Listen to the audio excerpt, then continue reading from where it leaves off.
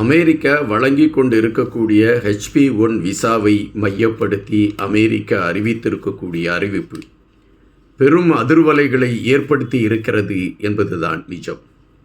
திட்டமிட்டு இந்தியாவிலிருந்து அமெரிக்காவில் வேலை செய்து கொண்டிருந்தவர்கள் மீது ஒரு அழுத்தத்தை கொண்டு வந்து இந்தியாவை பணிய வைக்க வேண்டும் என்கின்ற முயற்சியில் அமெரிக்கா இதுபோன்ற நகர்வுகளை எடுக்கிறதா என்கின்ற கேள்விகள்தான் இப்பொழுது உலக அரங்கில் எழும்பி இருக்கின்றன.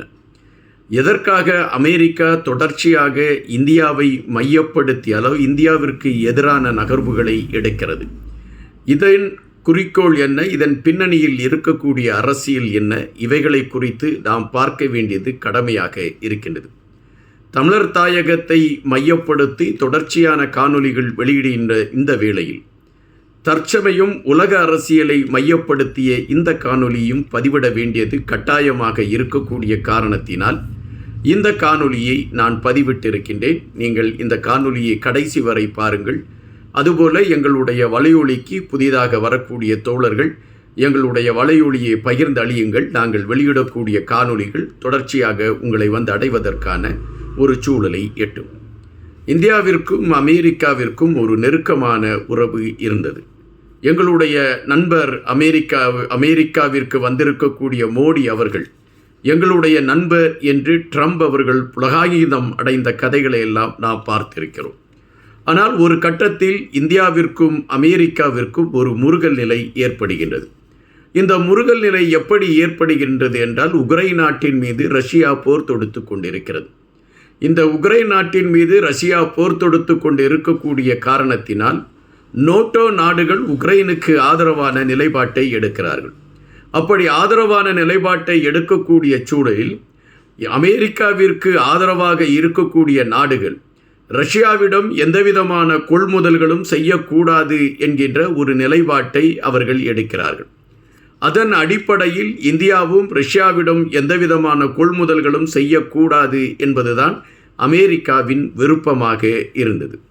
இந்தியாவை பொறுத்த மட்டில் ரஷ்யா இந்தியாவின் நெருங்கிய நண்பர் பட்டியலில் இருக்கக்கூடிய ஒரு நாடு. எனவே ரஷ்யாவில் இருக்கக்கூடிய கச்சா எண்ணெய்களை வாங்குவதற்கு இந்தியா ஒப்பந்தம் போடுகின்றது.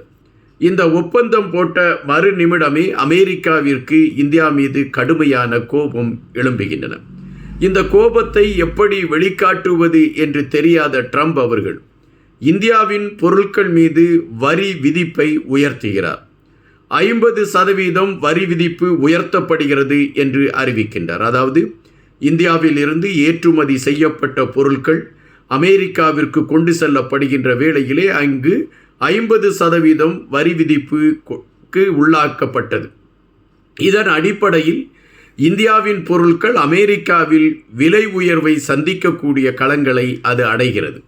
இப்பொழுது இந்தியாவில் இருந்து அமெரிக்காவில் இறக்குமதி செய்யப்படுகின்ற பொருட்களுக்கு அதிக வரி என்பதால் தற்சமயம் அந்த இறக்குமதி அங்கிருந்து ஏற்றுமதி செய்து அமெரிக்காவில் இறக்குமதி செய்யக்கூடிய பொருட்களை இப்பொழுது தவிர்த்து வருகிறது இந்தியாவின் வணிக சந்தையை சார்ந்தவர்கள்.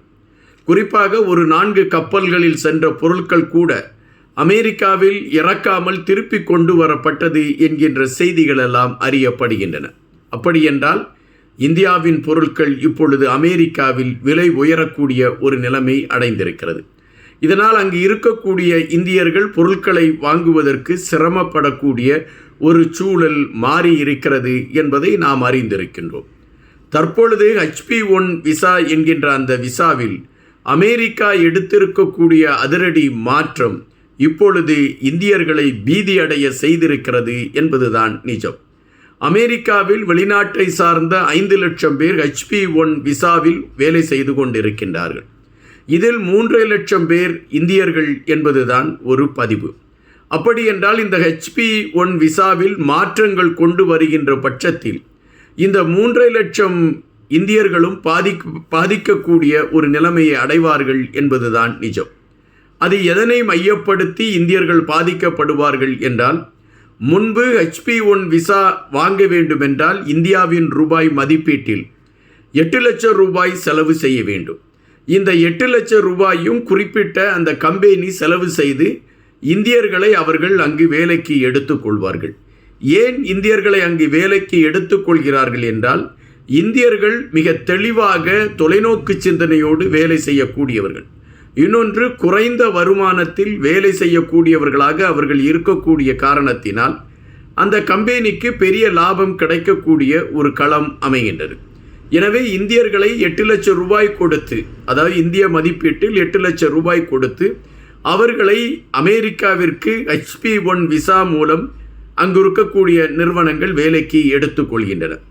HP1 விசா மூலம் அங்கு வேலைக்கு சென்றால் 3 வருடங்கள் அல்லது 5 வருடத்திற்குள் நிரந்தரமான விசாவை பெறுவதற்கான களத்தை நாம் அடைந்து விடலாம். இதனால் பெரும்பாலான இந்தியர்கள் இந்த HP1 விசா கிடைத்ததோடு அவர்கள் பெரும் மகிழ்ச்சி அடைந்து கொள்வார்கள். நாம் இனி அமெரிக்காவில் நிரந்தரமாக தங்கி வேலை செய்யலாம் என்கின்ற ஒரு நிலைப்பாட்டு. ஆனால் இப்பொழுது அமெரிக்கா இந்த 8 லட்சம் ரூபாய் மதிப்பீட்டில் HP1 விசாவை கொடுத்து கொண்டிருந்த அமெரிக்கா இப்பொழுது 88 லட்சம் ரூபாய் கட்டினால் மட்டும்தான் HP1 விசா வழங்கப்படும் என்று அறிவித்திருக்கிறது. இந்த 88 லட்சம் ரூபாயை பணமாக அதை கட்டி HP1 விசாவை பெற்று இந்தியர்களை வேலைக்கு எடுப்பதற்கு இப்பொழுது அந்த மென்பொருள் நிறுவனங்கள் தயாராகுமா என்றால் அங்கு கேள்வி எழும்புகின்றன. மைக்ரோசாஃப்ட் நிறுவனம் HP1 விசாவில் இப்பொழுது இந்தியாவில் யாரெல்லாம் இருக்கிறீர்களோ அவர்கள் உடனடியாக வந்து வேலைக்கு சேர வேண்டும் என்று அறிவித்திருக்கிறது. காரணம், 22ஆம் தேதிக்கு பிறகு இந்த மாற்றம் வரக்கூடிய காரணத்தினால் அதற்கு முன்பே நீங்கள் உள்ளே வந்துவிடுங்கள் என்பதுதான் அந்த மைக்ரோசாஃப்ட் நிறுவனத்தின் அழைப்பு. எனவே இப்பொழுது 2 நாட்களுக்குள் இந்தியர்கள் அமெரிக்காவிற்குள் செல்ல வேண்டும். அதற்கான விமான பயணச்சீட்டுகளை அவர்கள் பெற வேண்டும் மற்றும் பல விடயங்களை அவர்கள் எடுத்துக்கொண்டு செல்ல வேண்டும். இது ஒரு பெரிய சிக்கலை உருவாக்கி இருக்கக்கூடிய அதே சூழலில் ஒருவேளை ட்ரம்ப் அரசாங்கம் அங்கு இருக்கக்கூடிய HP1 விசாவில் இருக்கக்கூடிய அனைவருமே இதே 88 லட்சம் ரூபாயை கட்ட வேண்டும் என்று அறிவித்து விட்டால், அல்லது இந்த HP1 விசாவுக்கு புதுப்பித்தல் களத்திற்கு செல்கின்ற பொழுது 88 லட்சம் ரூபாய் நீங்கள் கட்ட வேண்டும் என்று அறிவித்து விட்டால் பெரும்பாலான மென்பொருள் நிறுவனங்கள் சிந்திக்க தொடங்கிவிடும். அப்படி அந்த மென்பொருள் நிறுவனங்கள் சிந்திக்க தொடங்கிவிட்டால் அது இந்தியர்களுடைய வேலை வாய்ப்பிற்கு ஒரு பெரும் சிக்கலை உருவாக்கிவிடும் என்பதுதான் இப்பொழுது அச்சத்துக்குள்ள காரணம். இதற்காக அமெரிக்காவோடு பேச்சுவார்த்தை நடத்தக்கூடிய களங்களை இந்தியா எடுத்துக்கொண்டு இருக்கிறது என்கின்ற செய்திகள் வந்து கொண்டு இருக்கின்றன. ஆனால் ரஷ்யாவோடு உள்ள உறவை முறிக்காத பட்சத்தில் இந்தியாவின் எந்த கோரிக்கைகளையும் ஏற்பதற்கு அமெரிக்கா தயாராக இருக்குமா என்றால் அது கேள்விக்கணைதான் என்று பெரும்பாலானவர்கள் எடுத்து வைக்கின்றார்கள். அமெரிக்காவை பொறுத்தமட்டில் சீனாவும் ஒரு எதிர்நாடாக பார்த்து கொண்டிருக்கின்றது. ஆனால் அப்படிப்பட்ட சூழலில் ஆசியாவில் இருக்கக்கூடிய 2 நாடுகளை ஒரே நேரத்தில் நாம் எதிர்த்து விட்டால் அது நமக்கு ஒரு பெரிய பேரழிவாக மாறிவிடும் என்று யூகித்து கொண்டிருக்கக்கூடிய அமெரிக்கா திட்டமிட்டு இந்தியாவை மட்டும் எதிர்க்கக்கூடிய களத்தை இப்பொழுது எடுத்திருக்கின்றது என்பதுதான் அரசியல் வல்லுநர்கள் இப்பொழுது குறிப்பிடக்கூடிய ஒன்றாக இருக்கின்றன. அமெரிக்கா கொடுத்து கொண்டிருக்கக்கூடிய இந்த நெருக்கடிகளில் இருந்து எப்படி இந்தியா மீண்டு வரப்போகிறது?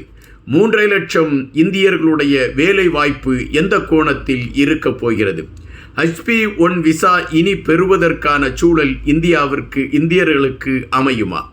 இந்த கேள்விகள் தான் இன்று பிரதான கேள்விகளாக எழும்பி அச்சுறுத்த தொடங்கி இருக்கின்றன. ஆனால் இதற்கான விடிவை எப்படி 2 நாடுகளும் பேசி முடிவெடுக்கப் போகிறது என்பது பெரும் கேள்விகளாக இருக்கிறது என்பதுதான் இன்றைய சூழலாக இருக்கின்றன. நன்றியுடன் இன்பா.